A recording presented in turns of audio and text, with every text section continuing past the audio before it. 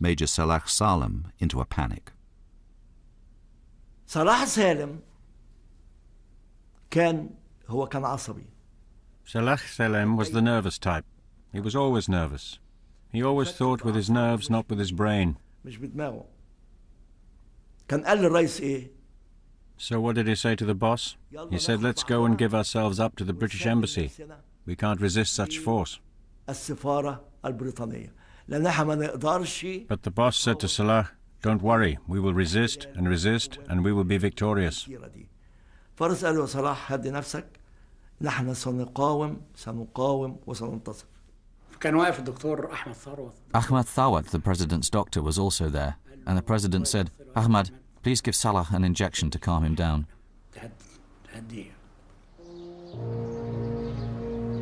If Nasser had accepted Salem's advice and gone round to the embassy, he would have found the staff there busily weeding out incriminating documents. Well, there were so many documents there dated from way, way back which had not been weeded. And so therefore we had to have a chain of our chaps passing the files out to toss onto the braziers. And I remember with some feeling of joy throwing on the file British Middle East policy and onto the brazier.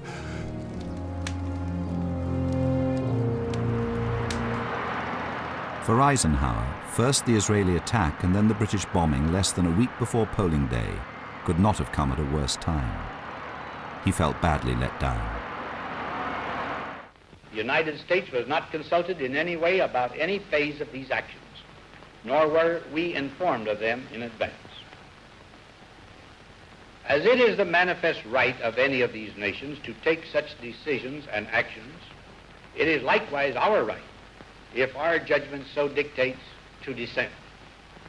We believe these actions to have been taken in error, for we do not accept the use of force as a wise or proper instrument for the settlement of international disputes. We were watching it on TV and we kind of smiled because we knew darn well that he knew all the time what was happening. And this was kind of a show on his part, I think. But it was also to conceal the fact that we had used the U-2s to obtain the information.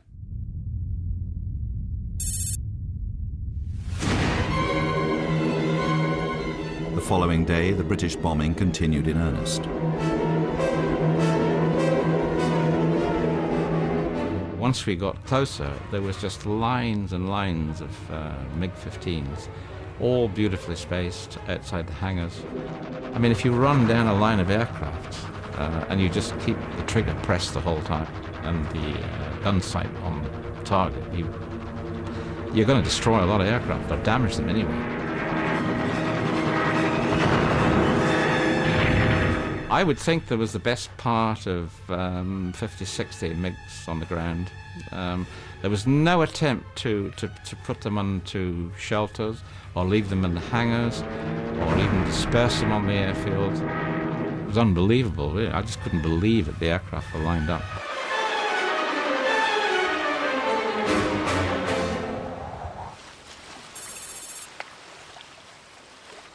Nasser publicly exuded confidence, but he had moments of doubt. A popular song of the time, "We have entrusted Egypt into your hands," strongly affected him.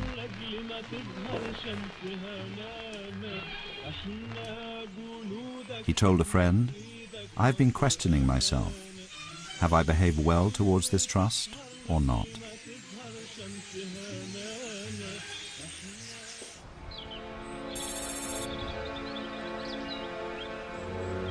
On Eden, the pressure was now even greater. The bombing and the knowledge that an invasion fleet was on its way to Port Said had aroused the Labour opposition. But a potentially wounding blow came at the end of a tumultuous debate from his own side. William Yates, a Tory well disposed towards Nasser, had discovered Eden's conspiracy with France and Israel. I had been to France, and I had come to the conclusion that Her Majesty's government was involved in an international conspiracy. It was chaotic what happened. The Labour members yelled, waved all the papers, stood on the benches, and it was really a most extraordinary sight. Everyone screaming and shouting. It was a bear pit, you know. It was very calm all through Suez. I mean, like people are in a great crisis, you become calm, don't you? But Yates's inability to spell out the details of the conspiracy saved Eden acute embarrassment. But he did repeat his accusation to Eden in the lobby afterwards. To which he looked very, very pale, and very, very pale, and perspiring, and he said 2 words, perfide Albion, which means, of course, treacherous Britain. I never was able to make out whether that was a way of passing me off as of no consequence, or what was the object of using that expression, perfide Albion. In the meantime, an Anglo-French flotilla was moving steadily towards the Egyptian coast. The fates of both Nasser and Eden hung in the balance.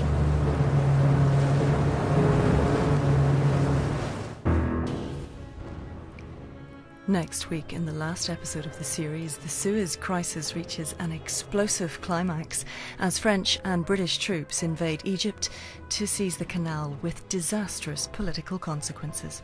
And Radio 4 reveals new evidence on the role of MI6 during the Suez Crisis, Saturday night at 8.